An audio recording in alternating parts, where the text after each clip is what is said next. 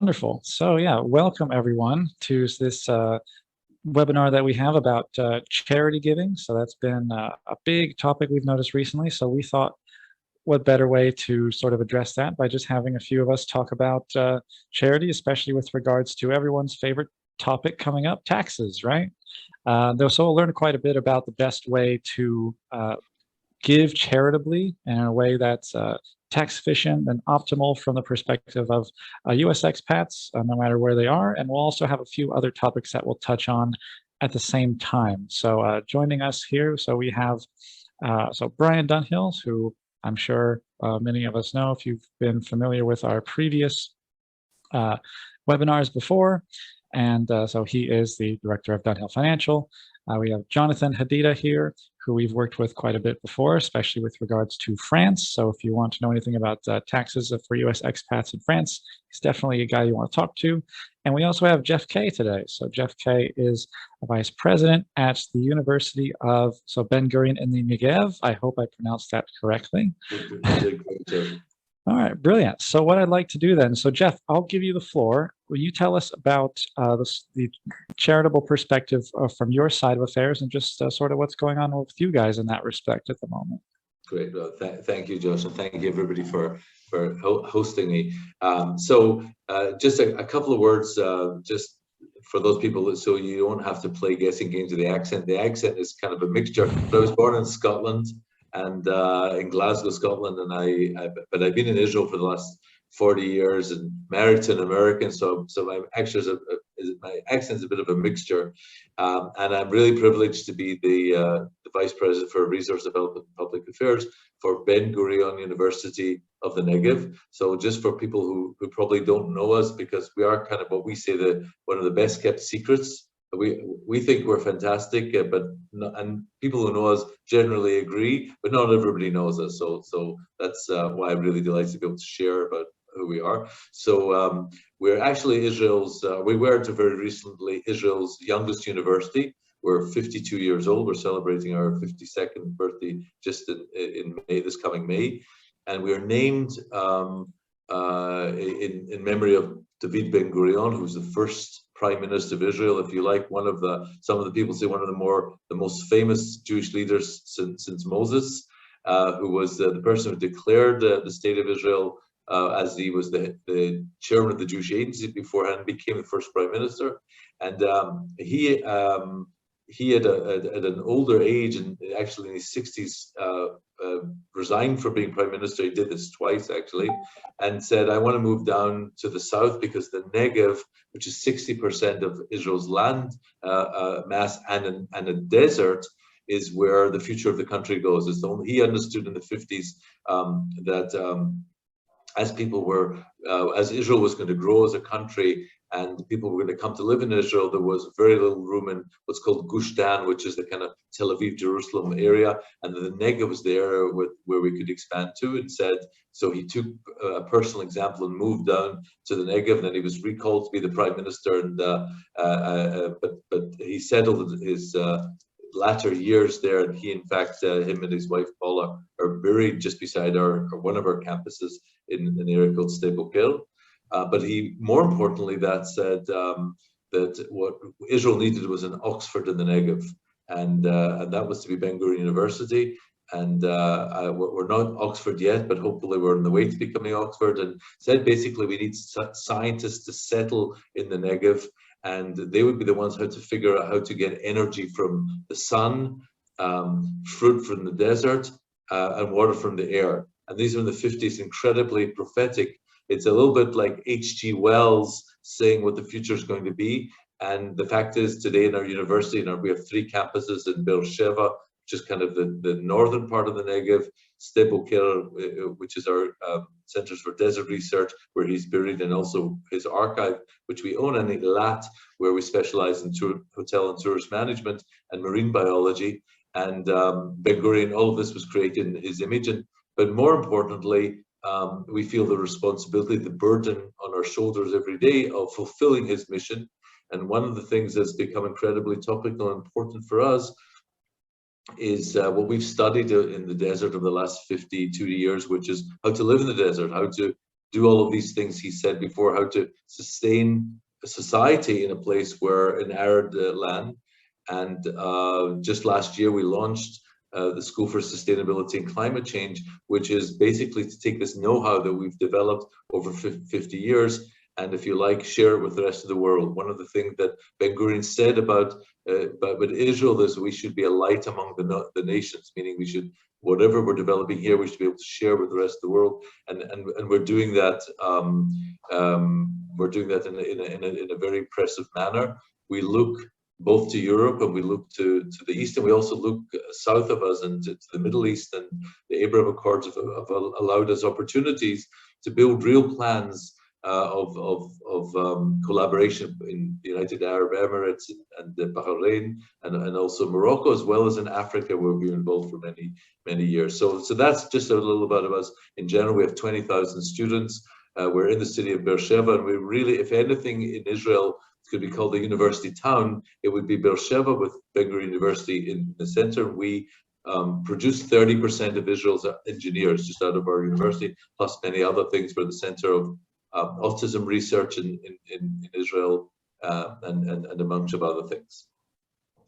Just a couple of weeks ago, or a few weeks ago, as the world was coping with this incredibly difficult reality of war in Europe, so the university just made two quick decisions, and I'll just share them and then talk a little bit about contributions, philanthropic contributions to our university.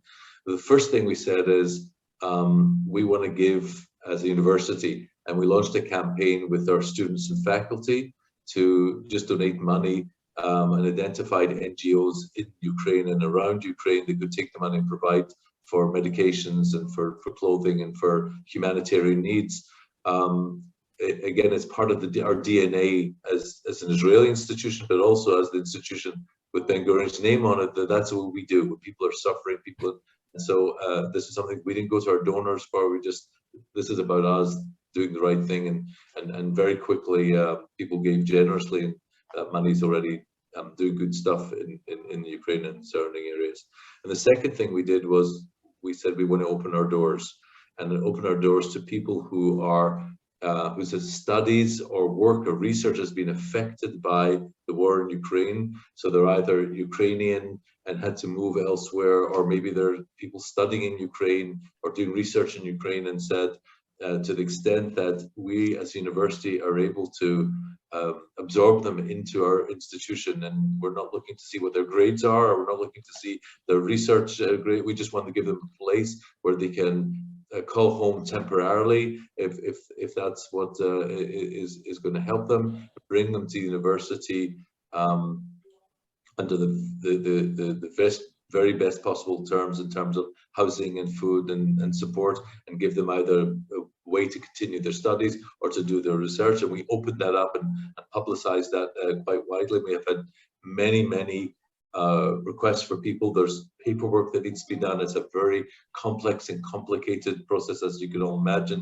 Physically, people are not where they would need to be to get on a plane in the moment, and some of them are making their way towards airports, and some have already arrived in the university. But as far as we're concerned, this is part of our mission of who we are as a people, and who we are as a university, and launched a fundraising campaign globally to all of our donors to say, if you're sitting at home and you're incredibly worried, incredibly frustrated about what's going on in Ukraine, here's a way you can help in a modest manner, and have raised I would say very nice contributions so far. If there's anybody listening, or you're in contact with anybody, we have the equivalent of 501c3s all over the world. We have a 501c3 in the United States in an organization called Americans for Ben Gurion University, and their website is A4BGU, and there's tax exemptions they're giving through our American partner. But we have partnerships with what we call associations in almost every country of the world, where people are able to go on websites, and if you actually look at bgu.ac.il, which is our university's webpage, it will link you to all of our associates throughout the world, and each one has a designated, dedicated page where you can go and contribute and receive tax exemption according to the laws of the country. So we're always looking to tell our story. We're looking to create new friendships and new relationships with people, and people who want to give to the university in general, who has heard me talk about the mission and think it's important and want to help us. Wonderful. And if there's anybody who wants to help specifically this Ukrainian effort, then we'd be very, very grateful. Yeah, absolutely. This is all very interesting, Jeff. Yeah, like you said, that this is a very unique time at the moment. So it's not a particularly positive time, but also a great opportunity to give, right? So that's really what it's all about. So yeah, thanks for that, Jeff. With that in mind, what do we see about, I don't know, when we talk about donating, we also want to talk about how to do it in a way that puts us in a position to give the most we can, right? So I guess that's maybe a question I can open up to our panelists. Yeah, who wants to start with that sort of question? I think if we go a little bit into the background, Josh, of charitable giving, Americans especially have been some of the most charitable people in the world. We're looking at this year going over the $500 billion mark for the first time ever of charitable donations in the United States. And that's just grown exponentially year over year since, well, forever. Now, part of that is going to be into what Jonathan's going to go into, and what Jeff already alluded to is the tax benefits of it, which we don't want to discount. But at the same time, I feel like Americans always step up in these types of times to make sure that we lend our time, our talents, and our tithes when that's needed to be done. And so this is just our little part of making sure that we lend out our talents to help in these types of situations. I'm going to volunteer Jonathan that we're going to send out his email address afterwards, and naturally our organization. And we've actually got a special friend that's going to be talking about some more information on other ways to donate here that will disseminate all of our information in any way that we can help to help alleviate some of these issues at this point in time. And if you will forgive me, my friends, there's an event that I need to go to, and I really appreciate the time, and wish everybody the best, and let's hope for some peaceful days. Yeah, absolutely, Jeff. Thank you very much for your time, and yeah, we'll definitely we'll make sure your details are sent, and yeah, we'll keep in touch, and enjoy your event, and have a great rest of your day. Thank you, Jeff. Thanks, Jeff. So Josh, I think you've got plenty of tax questions and some questions of how we can make sure that we use our talent, tithes, and time in the most appropriate ways. Yeah, absolutely. I also have a slideshow. I'm very excited about my slideshow. Do you want me to share my slideshow? I would love to see. I'm just going to keep saying the word slideshow. It's going to be great. I can't wait. Although I actually cannot share the screen at the moment. Maybe that is something our host can help us with. Cam might have taken the place hostage, so you might have to help for him. Oh dear. Wait for him to do so. Okay. Well, yeah, I'll make sure that gets affected in some way. In the meantime, right. So let's get down to some questions. So, are there advantages to gifting stock to a charity? Maybe we can start with a question like that. Great question. So let's start with the overarching principle of why I'm here.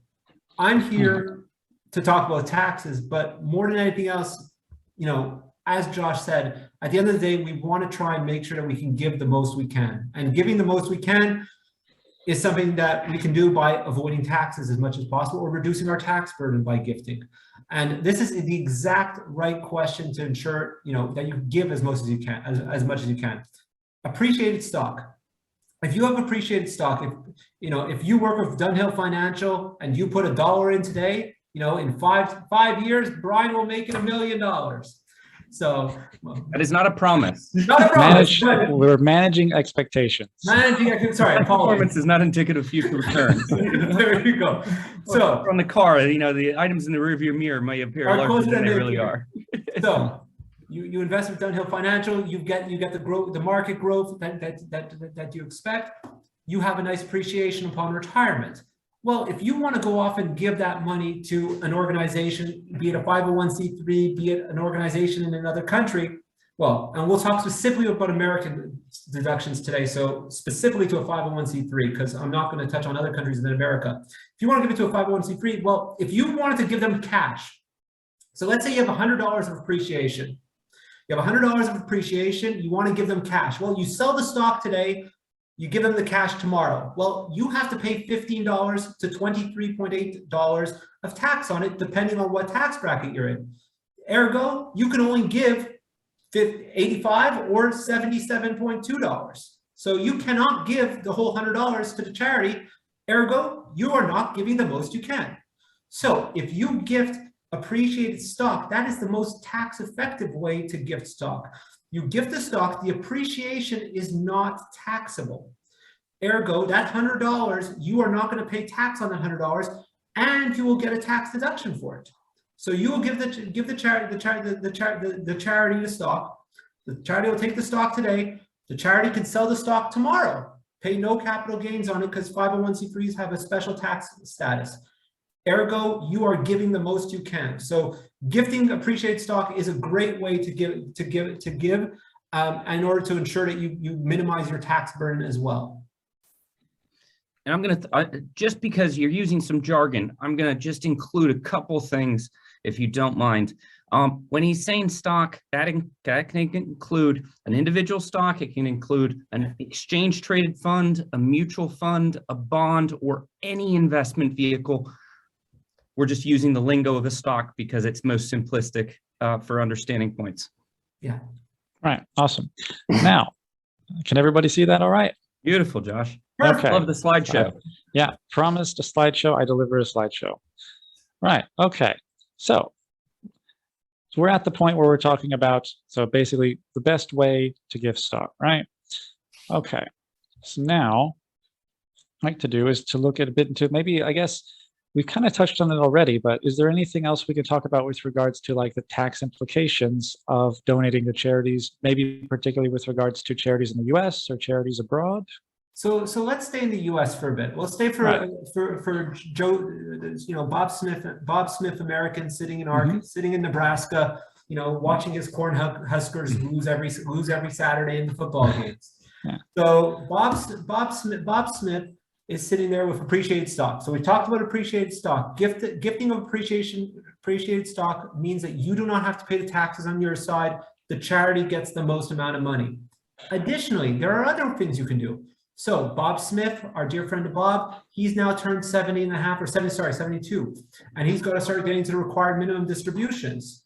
Well, if you've got to get into required minimum distributions and you still want to gift to charity, you can do it in such a way that you can gift your IRA distributions directly to the charity. Now, it is imperative that the IRA contributions do not go from the IRA company to Bob to the charity. It has to go straight from the IRA company to the charity. Again, in this case, up to $100,000 of distributions can be done each year. Bob would not have to pay taxes on those distributions. Again, this is a way for Bob Smith sitting in Nebraska to gift the most amount of money possible. So there's those. There's also donor advised funds, and I know we're going to talk more about donor advised funds later. And I'm not the expert. I believe Rebecca's going to talk to us a little bit about this and teach us more about it. But donor advised funds are holy moly the end all be all of charitable giving when it comes in America, especially considering the changes that were brought into place in 2017 by the Trump tax changes. With the raising of the standard deduction, in order to get a tax deduction from gifting, you have to go as a taxpayer who files single over $12,950 in 2022. As someone who files jointly, you have to gift over $25,900 in order to get $1 of tax deduction. Okay, so if those numbers are daunting and you may say, well, I want to give $25,000, well, there's no tax benefits. So how can you do it? Well, if you can give 25 and you're planning to give 25 over each year, and I like to use this example in the case of my former colleagues who are who are Mormons. Well, they gift about 10% of their salary every year to their church. Well, if you can plan it out to do it in a timely manner, ergo give a certain amount to bump you over the standard deduction each year in a donor advised fund, that is a great way, because a donor advised fund lets you take a deduction in the year that you give the contribution. So you can give, let's say, $100,000 in 2022, take a $100,000 tax deduction in 2022, but slowly gift this money to your charity over time. So you can give in 22, 23, 24, and onwards. Again, Rebecca will tell us more about it, and certainly, you know, fix my holes that I'm missing, because I'm only looking at it from the purely tax perspective. But a donor advised fund, and by using it properly and by properly planning, you can use it to reduce your taxes. You can minimize your estate taxes as well, because money in a donor advised fund is not included for estate tax purposes. So again, if you want to give $1 million, if you're at the $12 million-ish threshold right now in terms of estate planning, you could potentially give an amount of money to a donor advised fund and slowly, you know, move that along. And also, you know, if you want to ensure that your kids give money to charity after you're gone, give it to a donor advised fund now, take the tax deduction now, and then see what they do in the future. So there are a variety of ways you can do it. So gifting stock, gifting cash, and donor advised funds and IRAs are the main ways that Bob Smith sitting in Nebraska can gift money to charities. Now, I'm going to let you be the good cop right here, and I'm going to play the bad cop, because you took the American side. I'll take the more difficult side of the other 194 countries that there might be things going on, because there's sometimes great tax benefits on the US side, but you might or might not get benefits on your side. So Jonathan said one key factor right there, that you want to make sure it's a 501(c)(3) in the United States.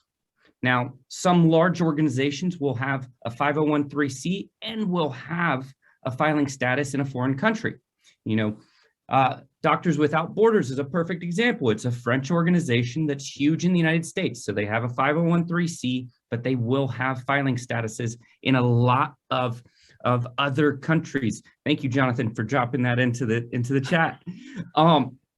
So all of a sudden, you could potentially get a benefit on both sides. There's great organizations here in the UK. There's a lot of organizations that help you find those organizations that marry both sides.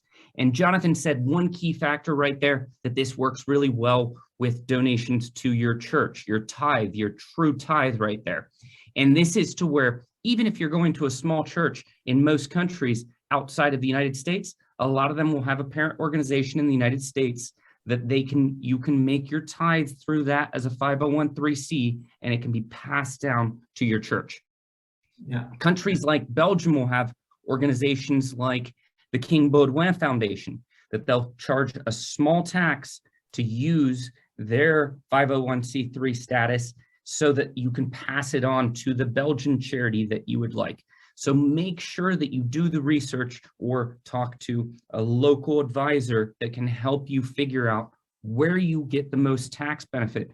Because like Jonathan alluded to and Josh alluded to, if you're able to donate that stock, if you're able to get those tax benefits, that means you can give more at these much needed times. Yeah. And as you said, Brian, and that's an important thing. So if Bob Smith from Nebraska goes on exchange to Belgium and wants to gift, and I believe this is one of Josh's, I believe Josh might have this question coming down the road, but basically as a US expat, the answer changes. It changes because unfortunately, you know, giving to your US charity may not be the right answer in the future when you've moved abroad. And that's why, you know, organizations such as Ben Gurion, and that's one thing Jeff Kay alluded to, is that he's got sister associations in various countries. The reason he's got sister associations is you need to take the number one thing as an expat is, where are you paying your tax? So we need to look and say, where are you paying your tax? If you are in France, like I am, at the end of the day, an American sitting in France is going to pay tax to France. More likely than not, is going to primarily pay his or her tax to France, as an expat who's working at the very least. So you need to make sure that you take a charitable deduction in France that will get you a tax deduction in France, as opposed to a 501(c)(3), which will not get you a tax deduction in France. The only country in Europe, as within the countries that I work with is actually Luxembourg that will allow a deduction, a charitable contribution to a 501c3 to be deductible. For Belgium, the Netherlands, France, Switzerland will not. You have to do it to a local charity. So when I was talking to my colleagues around the world, they all came back and said, you know, it's all nice and good to give to the Red Cross US, but if you want to really help people and you live in France, give to the Red Cross France, give to the Red Cross Switzerland.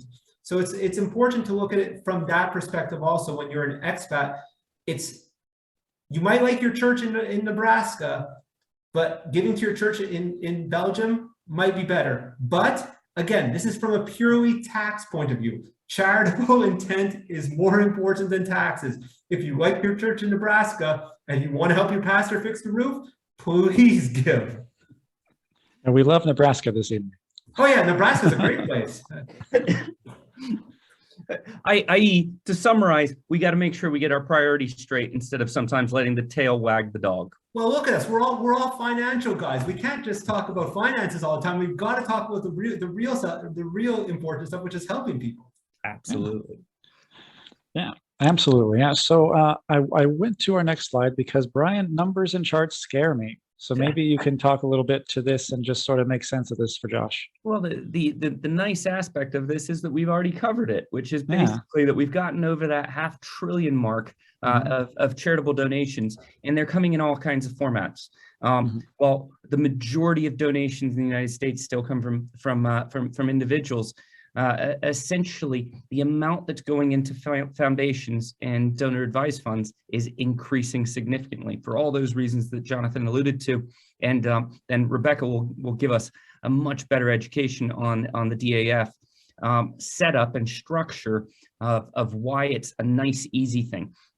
I'm going to add one thing that I really do like about that you want to think about with something like a DAF, even beyond that taxable consideration. If you're wanting to make that legacy decision before you move abroad, it might be something worth considering because gifting rules change significantly once you move out of the United States. So essentially that structure will continue to increase, and I think we'll see those numbers increasing, but we like seeing these numbers moving up. This is not a guilt trip. This is not a keeping up with the Joneses type of thing, but make sure you keep up with the Joneses and give your fair share. Absolutely. Another question that I had was, when we talk about gifting in general, how can, or maybe perhaps should you donate tangible goods, so things like clothes and such? And is there a way to do that in a more tax efficient manner, or basically what sort of things should you give? What would be your perspective on that, Jonathan? Give anything you can. But from a tax perspective, tangible goods are a bit more tricky. Okay. And the reason I say they're tricky, entre guillemets, is that from a US perspective, so if you give tangible goods, it generally means a Goodwill, Salvation Army type of donation. It's, you can't just gift it to your friend and take a tax deduction. You have to give it to the, we've all, well, for those of us who've lived in the US, whoever has moved in the United States has given something to Goodwill, because God knows we can't give everything away, can't sell everything because no one wants all our junk. So we go to Goodwill, we give ourselves to Goodwill, we get that nice little form from the Goodwill folks, and we go on our way. Well, the key things to note with regards to Goodwill and all that, and from a US perspective, less than $500, you can simply report it on your Schedule A and take a deduction there. If it's over $500, you have to fill in Form 8283 on your US tax return. It's simply a form which asks for the fair market value of the property upon gifting. It asks for the purchase price. It asks for the method that you use to value the property. It's nothing overly complicated. If you gift over $5,000 though, you need an appraisal.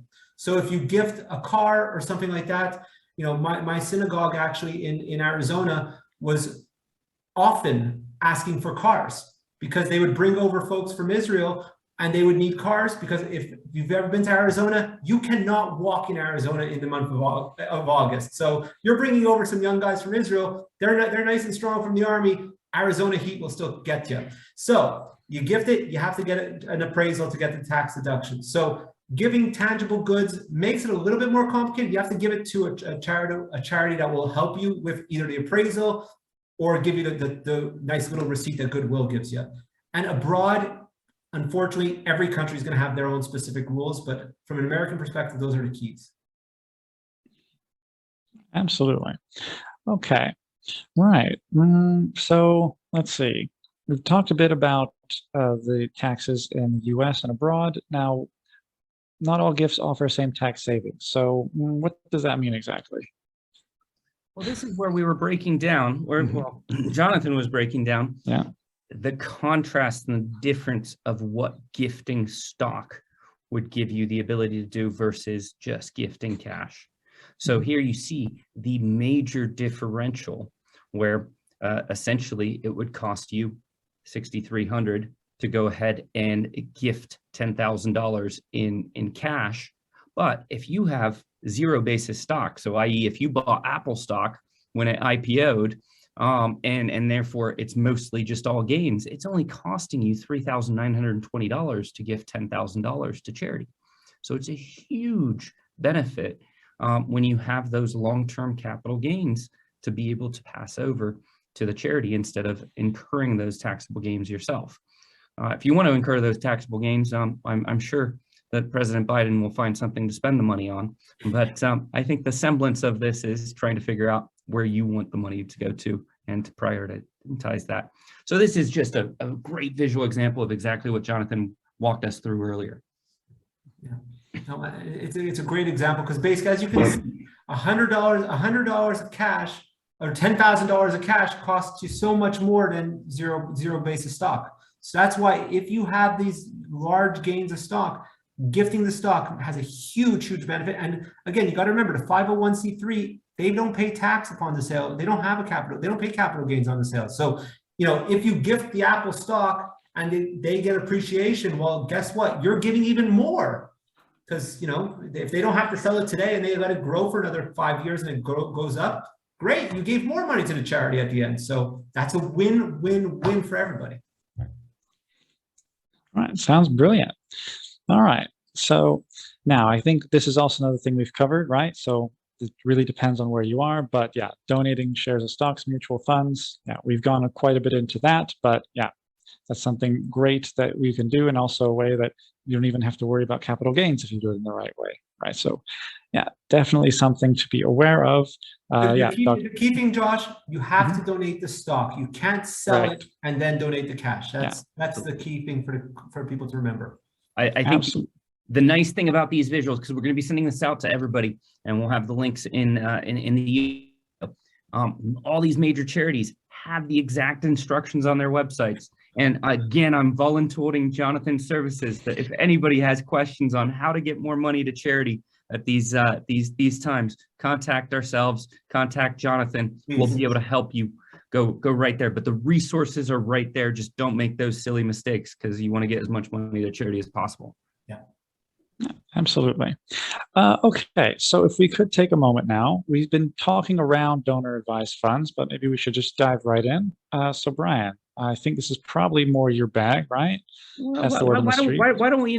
We have a friend that has joined the call that just happens to work at one of the donor advised funds. So if you're able to unmute Rebecca, maybe she can give a better definition than we can. Yeah, absolutely. Is that hard to do? No. Mr. Techman. Hey, Rebecca, good to see you. Hey, everyone. Just so everybody knows, we did not actually prep Rebecca to prepare anything for today. We just said, oh, we saw that you're on here. So well, I'm very grateful to be here, and thanks for having me join in, and hopefully my off-the-cuff answer to this will still be helpful in some way. It's just been awesome to hear all of what you've been saying so far. I think it definitely validates my bit of an obsession with donor advised funds that has happened for me over the last year. Funny enough, I'm actually Canadian, so I don't personally get to benefit as much as all of you American-based, well, I guess American expats get to. But in the last year, I joined a company called CharityVest, which is one of the tech-enabled donor-advised funds based out of Atlanta, Georgia. And I've become the director of customer experience here. And I think one of the great things I've learned along the way is that, as somebody that's worked in the philanthropic space for years now, we're always trying to figure out how to encourage people to give back and get people excited about giving. And I think the fun thing about donor advised funds is it allows you to sort of separate the, sorry, Jonathan, the not as exciting tax stuff and planning and strategy around how to manage your assets and give in a way that's strategically beneficial for you as a person, as in someone that's trying to build your own legacy, and separates that from the great feelings that you associate with being able to give back and actually contribute to the organizations that you're passionate about. And so this diagram is great. I'm looking at it for the first time, but I think it pretty well exemplifies how this whole process works. Essentially, as a donor advised fund is like a giving account that you can use to put money away today that you can either give away today, or you can save and actually invest to give in the future. And everything that Jonathan spoke to as far as the bunching strategy, so putting up more of a contribution up front, maybe doubling what you would give in 1 year and then actually dispersing it over 2 years. That's something you can do through a donor advised fund. You can also contribute, as we've been talking about, long-term appreciated assets such as stock, ETFs, and actually even crypto. Although the funny thing about crypto is that if you want to give crypto, it's subject to the same appraisal process if you were to give t-shirts. It's considered a tangible asset. But yeah, there's basically on the front side of it, you focus on all of that. You consult with an incredible tax advisor to make sure that you are doing what's best for you, to make sure that you've maximized your giving from the contribution standpoint. And then once it's in your donor advised fund account, basically you can opt into investing that money. So it's, as we see here in the middle section, it's tax-free growth. It's almost as if you were to, gift these assets directly to a charity and have the charity invest them themselves. And they therefore don't have to worry about paying tax on any capital gains that come from that investment. The reason why you might want to do this through a donor advised fund instead of giving directly to a charity is because oftentimes they just don't have the infrastructure for that, especially with some smaller organizations or religious organizations. Sometimes that is just not a part of their own sort of donor and fund management capacity, that they're focused on doing their work. They don't want to have to spend all of their time trying to manage the money that's coming in. So to be able to work with a donor advised fund to have those assets grow for you so that then you can eventually give even more money is an awesome option. And then finally, the last step is that granting step, which one of the awesome benefits is you can do so anonymously if you choose to. The only thing that most charities will see if you send out a grant from a donor advised fund. From ours, we currently just mail out checks, so they would just see our name on the check unless you wanted to include personal information or notes or anything like that. Of course, you can also designate funds. So in the examples where, as we had touched on before, if an organization has a sister organization and you're giving to the US branch or what have you, you can still designate those funds to go to the projects that you want them to get to. So that's another great option for granting that way. And then, finally, you can involve family, friends. We have a lot of donors on our platform that have created sort of makeshift giving circles. So they, are able to create an account where all of the funds are getting pooled to, and then everyone gets to decide where they want to grant to and do it that way. So I mean, of course, I'm going to plug CharityVest, but in general, I think donor advised funds are a really fantastic option to make your giving feel a lot less stressful after you do the upfront work and just give you the chance to really enjoy the process of giving. And that's charitywest.org, right? Yes, it is. Yeah. Thank you. Perfect. But plug that into the chat if you don't mind, so that everybody has it. Quick question for you, Rebecca, because I think this is the #1 question that we get whenever we're talking about foundations, DAFs, or anything of the like. That everybody thinks that these are strategies for the rich, and that they don't have enough money to do so. What kind of minimums are we looking at? What kind of a structure is that? Yeah, so every donor advised fund has its own sort of set of minimums and requirements. For us, we've always kind of had the sort of mission or orientation that this should be accessible to everyone. And, you know, there are some things such as bunching that may only be beneficial after a certain, you know, that hitting that standard deduction amount and all that. But for us, minimum contribution is $20 and the minimum grant amount is $20. So, you know, everybody gets to participate. And even if this is something that you're just trying to show to younger people in your life, or trying to get them started off on the right foot, it's a great way to get everyone involved. Jonathan, I got $20. You got $20 now. We'll punch it together and we'll do one together. Okay, bud? There you go. We're good. We're golden. We're off and running. Exactly. We can start. That being said, we live in high tax countries, Jeff. Right. That's where we have to be careful. That's what we have to be careful. We live in high tax countries. We've got to get you set up with a UK charity. Absolutely, but we can have fun in every single country along the way. Absolutely, and to be honest, at the end of the day, what matters is helping people. So, absolutely, that's the goal of today. That's the goal of today. So, well, Josh, what do we? Rebecca, thank you. That was actually really amazing because I was about to say it's hard to believe that was off the cuff. That was quite good, I thought. It's almost like she does this for a living. Something like that. Yeah, thank you very much for your time, Rebecca. We really appreciate you doing that. Yeah, thank you. I appreciate being here. It's great to see more people learning about these awesome tools. Yeah, Brian won't shut up about them, by the way. Like he's fully on board. Oh, these are magnificent. And to be honest with you, with the tax law changes of 2017, donor advised funds are the bee's knees. It really is. And again, I'm a big proponent of the bunching strategy. I really believe in it. I give 2 years now as opposed to not getting a tax deduction. Again, I'm looking at it from the bloodsucker tax perspective. It's good. But from a charity perspective, it's great too. You're giving the money to charity. So I mean, that's the only thing that I could disagree with Rebecca's presentation is that anybody that is not interested in taxes has not met Jonathan just yet, because he is the most animated, excited person when it comes to taxes. Yeah, honestly, in the course of this webinar, I've already I feel a lot more excited about doing my taxes. Well, taxes are exciting. Taxes are super exciting. They are exciting. It's fun. It's gotta, you gotta have fun with this stuff at the end of the day. I believe you when you say it. It's been a journey. We've moved from Nebraska to bee's knees and blood sucking. It's just we get to go to so many places. So Josh, you're saying there's 3 takeaways, and those are your 3 takeaways? Yeah. Wow.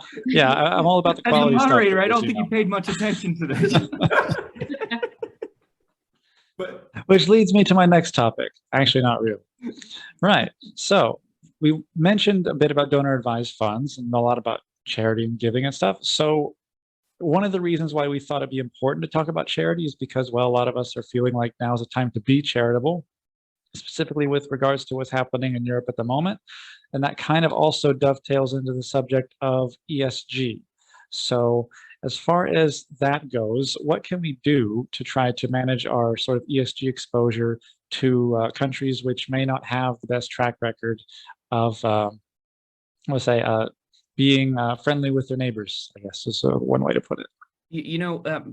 Josh, you really have to look at my slides before I actually publish these things, because all I'm seeing is Pornhub right in the middle of that page. I just took a snippet and sent it to one of my friends. I said, look at this. Look at this. So unprofessional.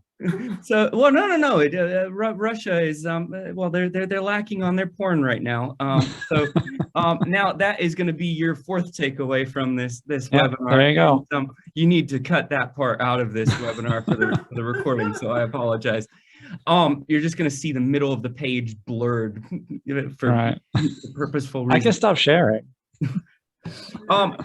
No, ESG has been something that's been a huge talking point, and you know, in an excitement of a 20-year career, I started my career, and ESG was pretty much laughable on Wall Street. The environment, social regards, and governance of companies was just regarded as make your profit and then gift what you want to charity.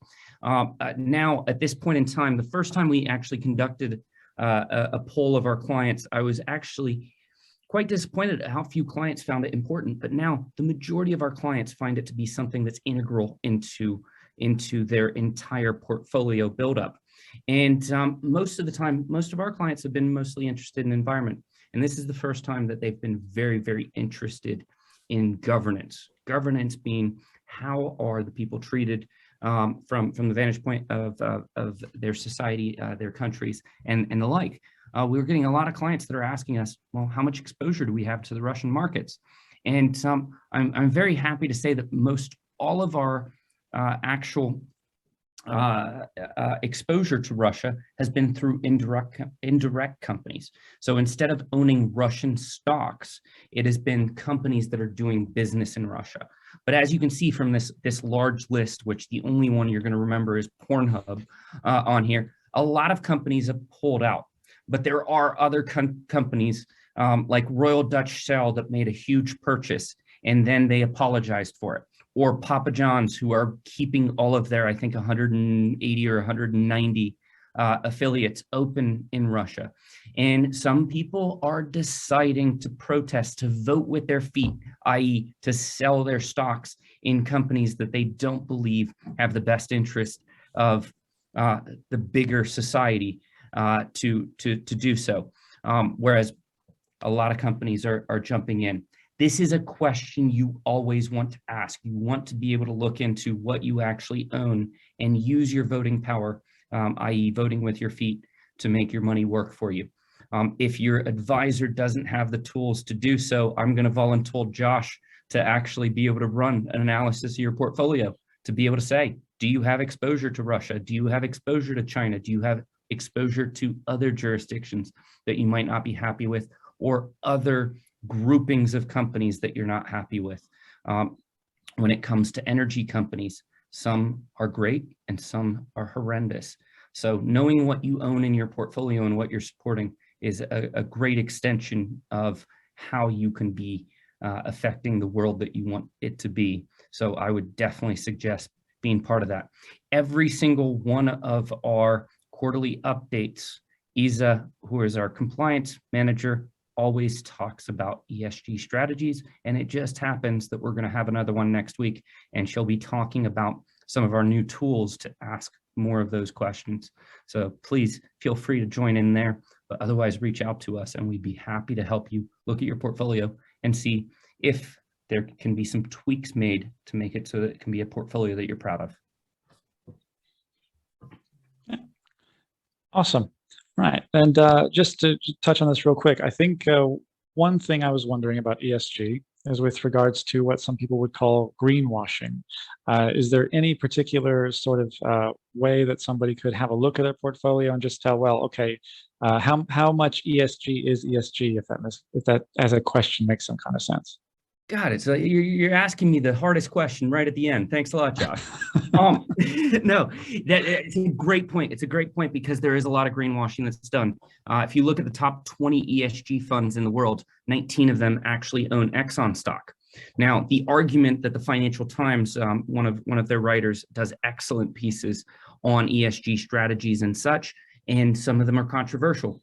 Some of their arguments will be, by having the voting power, you'd rather it be inclusive than exclusive. In other words, last summer, we ended up having 2 new board members on Exxon's board, which Exxon is the most despicable company when it comes to ESG strategies long-term. I've got their history at my desk, and it disgusted me. So for them to have 2 board of directors that are actually ESG driven is huge. And so I hear that argument, but you have to decide whether you want your portfolio to be top down or bottom up. In other words, you have to decide, do you want that long-term vision that somebody's voting the proxies to be ESG driven, or do you want it to be the opposite direction where you only own companies that you're proud of? It's not to say one's right and one's wrong. It's to say it's your portfolio. You need to decide which way you go. Some fund families just don't understand ESG. This is to where you've seen more ESG funds being introduced in the last few years than we had in the first 10 years combined. And we're going to continue to see that because people are attracted to it, i.e. that is a good thing. But you have to make that decision. Just because it has a social responsibility or ESG label doesn't necessarily mean it matches your criteria. Right. Excellent. So unless there's anything else for us to go over, I will stop sharing my screen. Okay. Well, if that's all we had, then I'd just like to thank everybody for their time. And it's always a pleasure. And thank you for coming along with us this evening. We'll make sure that everybody gets the contact info for our speakers today. And so we'll be in touch very soon. So thank you for joining us. This will also be put up on our YouTube channel in short order in the coming days. But yeah, aside from that, so Jonathan, Brian, and also Rebecca and Jeff from before, thank you very much for your time. And we hope you have a wonderful evening. Hey, Josh, as the host with the most, thank you so much. You did a wonderful job as always. Jonathan, great seeing you. Rebecca, wonderful seeing you. Thank you very much, everybody. Stay Thank you. well. All right, All the see best. you. Bye-bye. Take care. Bye.